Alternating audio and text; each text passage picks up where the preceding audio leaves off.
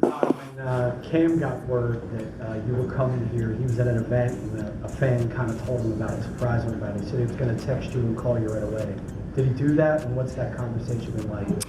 Yeah, no, he texted me, and he even finished his message with Cam Jurgen, like, the little dash Cam Jurgen. I'm like, I still have your number saved, dude. But, yeah, no, he just said he was super pumped, super excited. I obviously asked him everything I needed to know as like a rundown real quick of what the city of Philly has to offer. So, I'm excited to be back with him, be back in the college days. What were the battles like with you and him, like when you guys were in college together?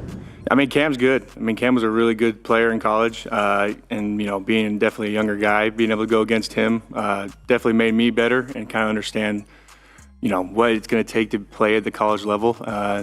Then obviously you see him starting to now for you guys, so it's definitely proven that he was pretty good in college as well. How much do you think he helped your specific development going against him? I mean, just technique-wise, like obviously, I'm a big body as well, but he had a lot more technique, he had a lot more strength and power underneath that, so it just helped me kind of understand of how to deal with those types of guys. Do you have a sense yet of how you'll be used in this defense? I know you have a lot of versatility. Nope. First day, I'm just excited to learn everything I can. Obviously, I'm going to try and learn all the positions, but wherever they want me, I'll play. You mentioned med school sort of in the future, but you're in a city that's pretty well known for its hospitals, chops, big hospital. Do you plan to use any of that resources to your advantage? Most definitely. I'm definitely going to have to find the right people to kind of, be an outreach, kind of go out in the community and do those types of things. That's something I would love to do for the city. That role knows Philly well, knows this organization well. What did he tell you when you got drafted? He said I went to a great and the best organization in the NFL. So with that, I'll take that any day of the week.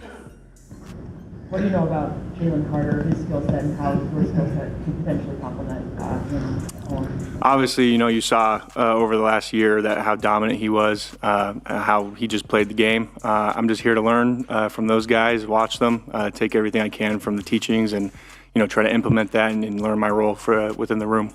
Being older than most rookies, does that give you any kind of advantage as far as just the strength, the experience? You played a lot of college ball. I'm sure from the experience standpoint, but someone in my position could also play for 6 years, and then that's it for them as well. So I feel like experience for the most part, and then definitely just I think the dedication and sacrifice I've made to working to get to this point. So I'm excited to keep that going.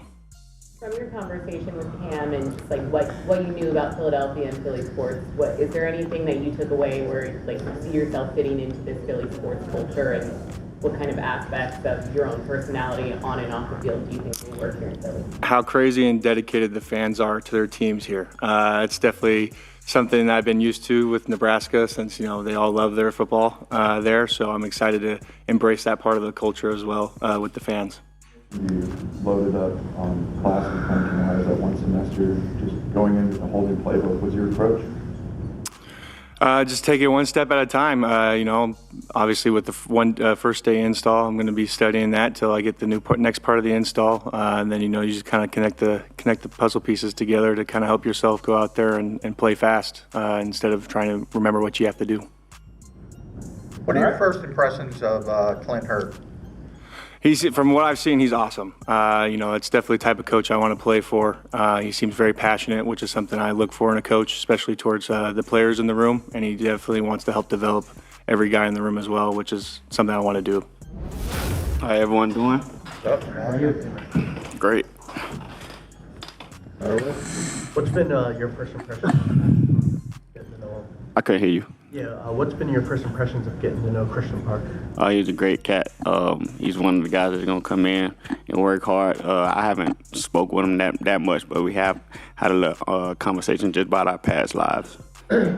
What's it like being out there for the first time, getting the walkthrough? It was great. I've been training for like the combine and things like that. So just getting back on that field and getting back into that game speed, I felt it. I felt real good about it, and I'm just here to work.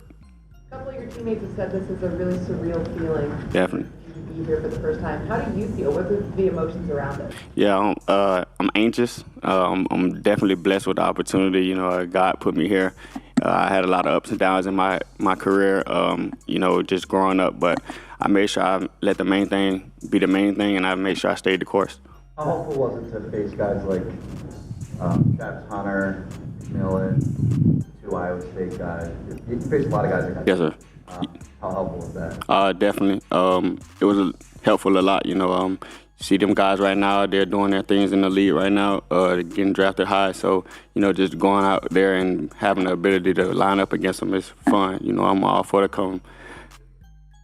I think I did great.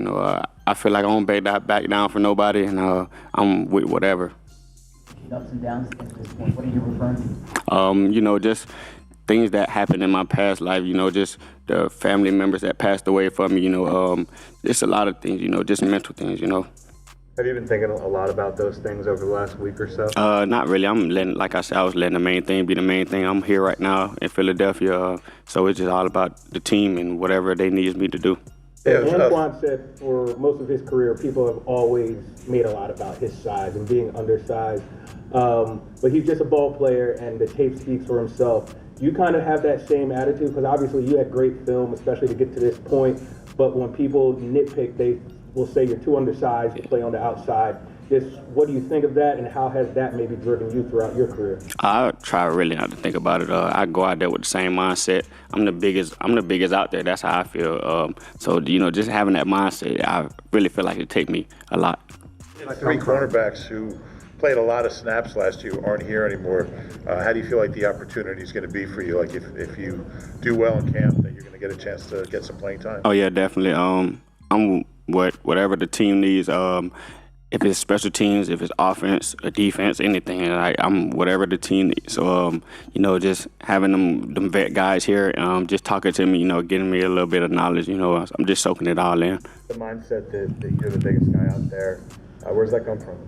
Since I was little, like you were saying, I've always been the littlest guy. So, just having the right mindset, just taking everything for what it is. So, all my life, I knew I was always going to be undersized. I knew I wasn't going to grow as much as I wanted to. So, just always having that dog in me and just thinking above, never thinking too low. Where do you kind of see yourself fitting in the secondary? Like, do you see yourself more as a nickel or an outside guy? Like I said, it's whatever the team needs. My first day out here, when we were doing another walkthroughs, I was at the corner position first, but I progressed there. I feel like I wanted to play in the nickel a little bit, but whatever the team needs, I'm here for it. This time last year, you're in the transfer portal. Leaving a 4-win team. Is this something you saw for yourself that you think you'd be in this spot 1 year later? Definitely. Like I said, once I got here, I always wanted a Super Bowl ever since I was little. So, and they previously just came off from a Super Bowl win, so let's run it back. Last one, we got to get time. What's the biggest challenge between playing outside and inside? Is one harder than the other in your mind? Nah, I wouldn't say none of them was harder. At the nickel position, it's just a little bit more of thinking because, you have to run support and different gap schemes and things like that. So that's really the main thing. Obviously, when you get drafted, there's a period where you're celebrating. It's a honeymoon. It's a real feeling. Yeah.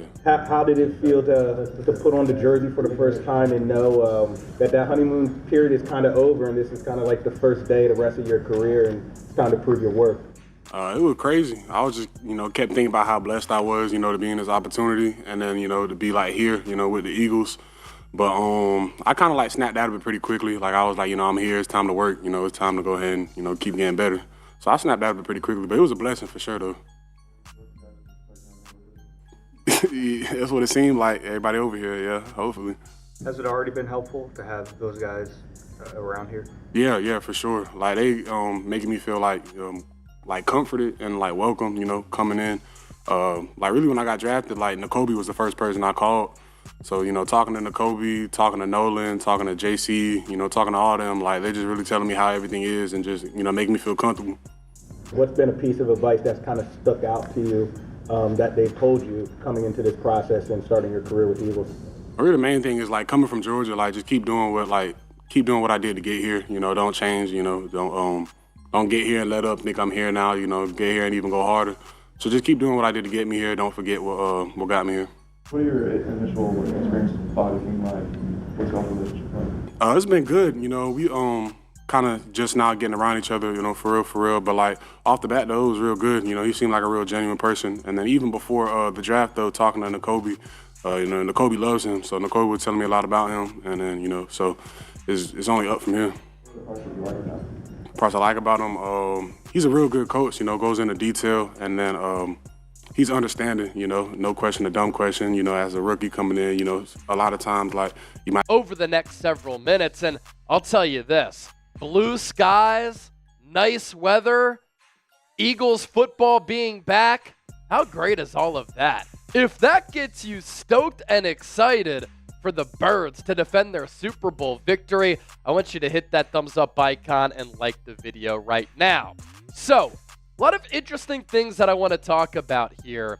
And I want to start off glass half full. And of course, it's rookie minicamp, right? So we're not going to have a lot of losers here on the program today because it's kind of hard to lose rookie minicamp. But with my takeaways, with the analysis that we're going to pass along, there are, of course, some positive takeaways for a lot of these young players. And that includes quarterback Kyle McCord, who the Eagles took in the 6th round out of Syracuse. Obviously, we know the story by now. He's from South Jersey. He went to high school and played his high school ball at St. Joe's Prep, where he was a legend, one of the top players in the country. A lot of recruiting services had him as a 4- or 5-star player. Started off his college career at Ohio State. And then he suffered from a lack of confidence there. The Buckeyes kind of wanted to replace him. They brought in Will Howard, a guy from Downingtown, so another local cat. And so Kyle McCord goes to Syracuse. And this past year, under Fran Brown, who I really like, part of the Matt Rule coaching tree, used to be an assistant at Temple. I wish Temple would have hired him several years ago. McCord balled out. And why McCord is a winner for me, only quarterback at rookie minicamp. So he got a lot of reps and very valuable reps. And it's not to say he's raw or anything, but he's a young player, probably going to be competing with DTR to be the 3rd-string quarterback. And for him to get as many reps as possible right after the draft process to kind of streamline his professional development, I think that's a big positive for him. Got to drive to the NovaCare complex from Mount Laurel, New Jersey. So that was a short drive for him as he grew up going to games, rooting on Donovan McNabb. And he also got to reunite with current Eagles quarterbacks coach, Scott Loeffler, who used to be the head coach last year at Bowling Green State. Cool fact, when Loeffler was working for Boston College, he actually gave Kyle McCord his first big-time college offer while McCord was transitioning from 8th grade to being a freshman in high school. So before taking a high school snap, Kyle McCord had an offer from Boston College from Scott Loeffler, who is now on this Eagles coaching staff in replacing Doug Nussmeier. Pretty cool story right there. And I like McCord as a player. In the pre-draft process, in a light quarterback class, he was one of my favorite prospects. He processes pre-snap really well, knows where to go with the football. Pretty good decision maker, although sometimes he can be a little bit overly aggressive because he does have that gunslinger mentality. I do like having that. Sometimes you need to measure it a little bit. I think he anticipates really well, has good arm strength where he can complete balls at all 3 levels vertically, but then from sideline to sideline, he's not going to make plays out of structure, and he's not going to wow you with his ability to pick up yards with his feet. But what he does possess is a good pocket feel and good pocket mobility, where if the pocket starts to collapse, McCord can step up in the pocket to buy some time to deliver the football. Nobody will ever question his toughness. And I like his size to go alongside that. 6'3", 218 pounds in college. He was a winner. Won a lot at Ohio State, then helped to turn around the Syracuse program this past year. Will Scott, who used to work here at Chat Sports, Syracuse alum, he didn't want McCord to go to the NFL. He wishes that McCord had another year of college eligibility because that Syracuse program fell in love with the person, the personality, the leadership, and of course the player. And then last year, McCord was one of the most accurate quarterbacks in college football. He led the nation in completions and attempts and led the nation in passing yards with nearly 4,800. McCord rocking the number 19, our first winner on today's show. Rookie minicamp winner number 2, wide receiver Darius Cooper. Now, I'm recording this show on Monday, May 5th. Earlier today, we talked a little bit about Darius Cooper. He was not originally a part of the initial Eagles undrafted free agency signings. And then the Eagles added him to the 90-man roster, and he's a really intriguing player who I wasn't completely surprised that he went undrafted, but as a UDFA, there's a lot to like. Really excels with slants, go routes, and contested catches. Uses his size and physicality to go up and get it. He ran a 4.49 40-yard dash. From CBS News Philadelphia's virtual studio, this is the Toyota Sports Report. It feels like football in South Philadelphia.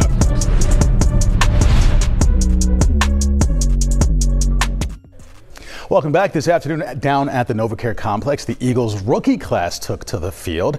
This year's top pick, however, Jahad Campbell from Alabama and New Jersey's Timber Creek High School had to watch from the sidelines as he continues to recover from off-season shoulder surgery.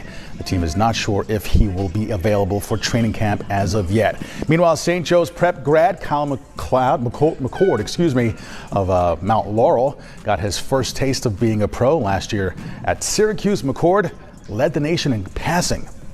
It's exciting to finally be done with all the pre-draft stuff and now to know where I'm headed, the offense that I'm going to be playing in, and the guys I'm going to be playing around, so can start to know what you're building towards. So it's exciting. Obviously, first day, just working everything out, but it's been a good start, a good first 24 hours. I was just, kept thinking about how blessed I was, to be in this opportunity, and then, to be like here, with the Eagles. But I kind of snapped out of it pretty quickly. I was like, I'm here. It's time to work. It's time to go ahead and, keep getting better. The Eagles have also announced that they have now signed 4 of their draft picks to rookie contracts. Natasha.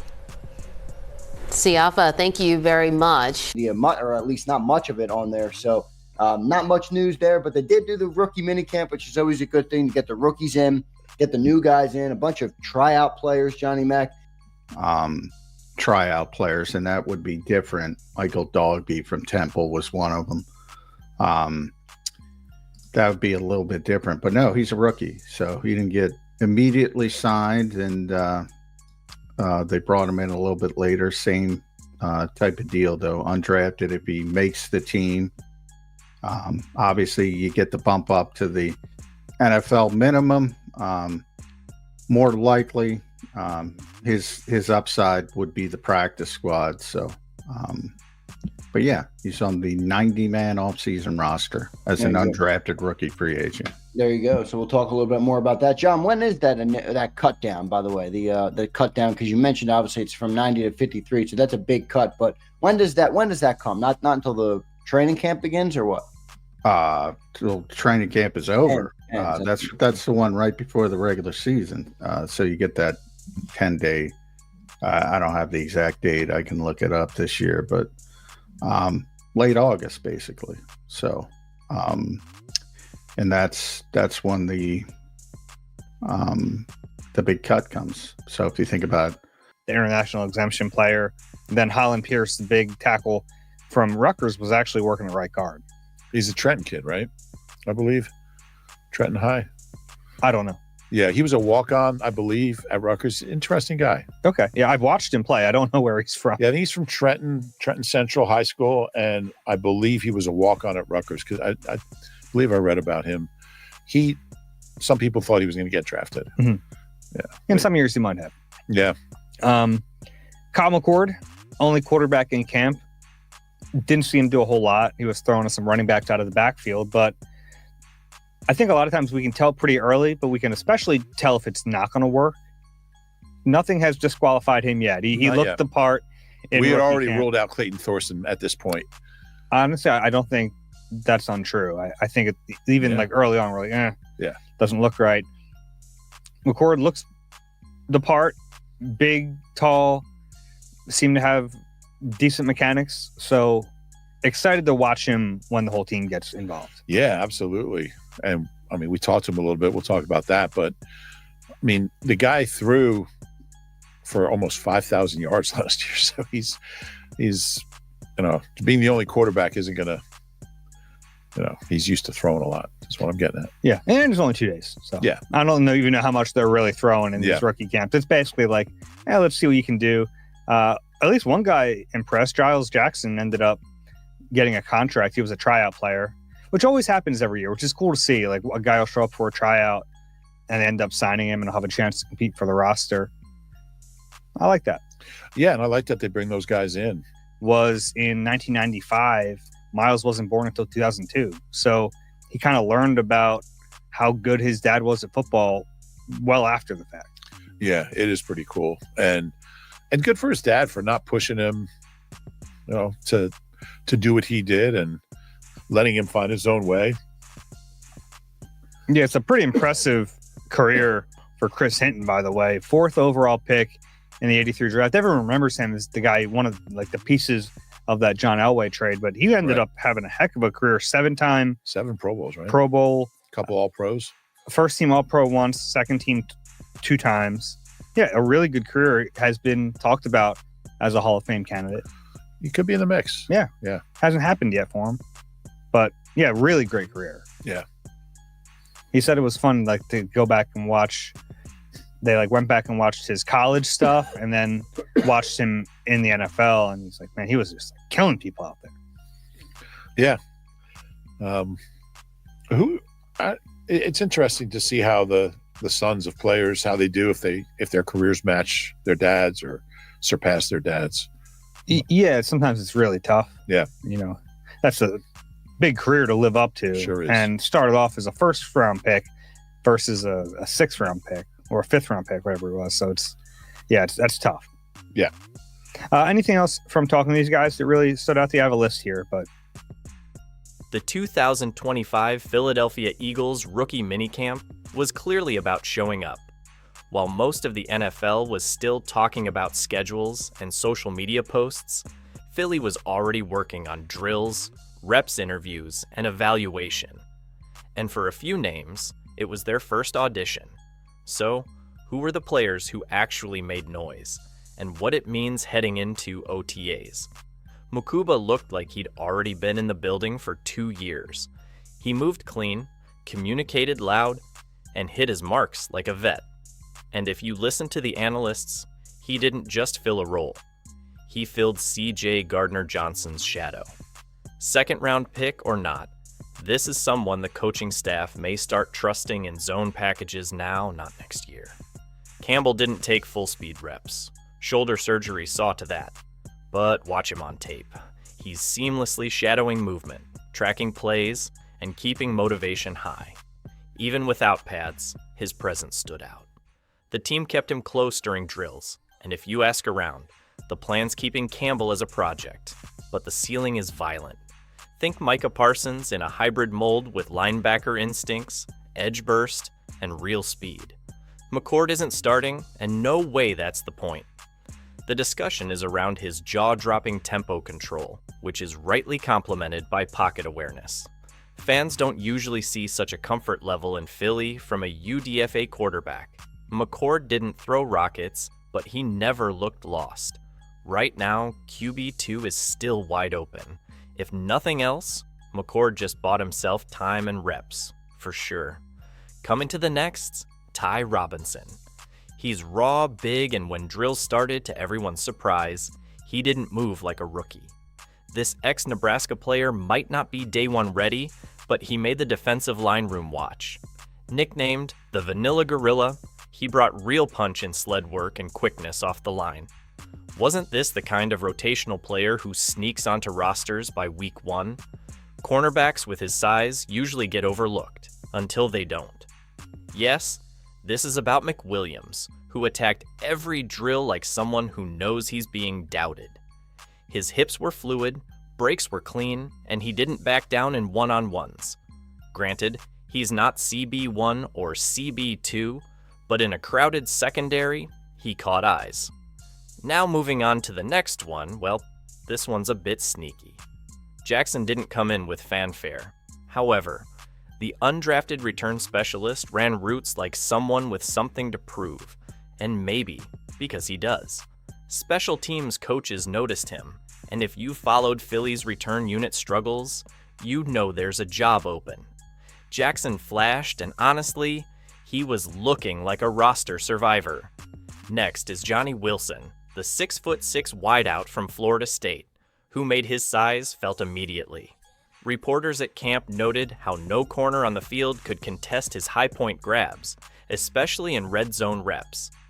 Despite some inconsistency at the Senior Bowl earlier this year, Wilson looks smoother here, quicker off the line, and more confident with his footwork. The Eagles didn't invest heavily in the receiver position this draft, but Wilson's flashes might push him up the depth chart conversation if he keeps this up. Next, offensive line coach Jeff Stoutland reportedly gave Drew Kendall more time at center than expected, and the rookie didn't flinch. The Harvard product is applauded for his intelligence, and that reflected during team drills. He handled interior pressure well and was seen making pre-snap adjustments, which coaches reportedly loved. While he's not a starter yet, Kendall's mental edge and poise have already put him in the mix for depth reps behind Cam Jurgens. So that's where things stand after rookie camp. Some came in with hype and lived up to it, while others made a name for themselves. And then you've got surprises like Giles Jackson or Johnny Wilson, who might ignite a real conversation this summer. Indeed, these are only early signs, but if you watch closely, those signs speak volumes. If you've got a rookie you're rooting for, drop it in the comments. Subscribe for more intriguing NFL updates.